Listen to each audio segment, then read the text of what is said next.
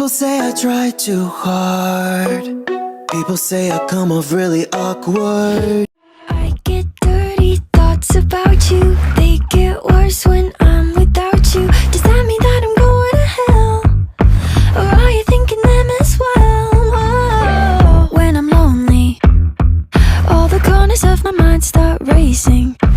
Things that should be kept in the basement. Spend my time trying to erase them. But when you hold me in the fantasy, it's so convincing. I shouldn't think the things I'm thinking, but now I've gone and let them sink in. The more that I push them away, the more that you're stuck in my brain, the more I mentally undress. I confess, I get dirty thoughts about you. They get worse when I'm without you. Does that mean that I'm going